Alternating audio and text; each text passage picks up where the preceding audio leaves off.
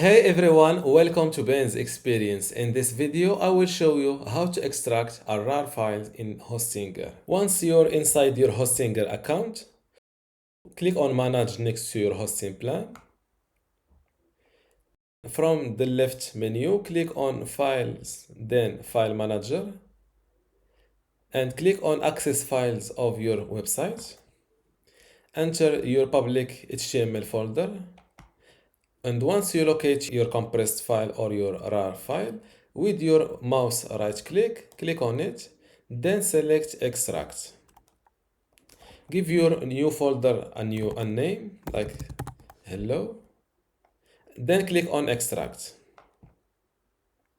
Now our non-compressed file is inside our new folder.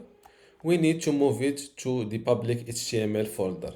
With the right button of your mouse, click on your file, then select Move File. Double click on this first folder and make sure you are inside public HTML, then click on Move. And like that, we have your non-compressed RAR file inside your public HTML folder.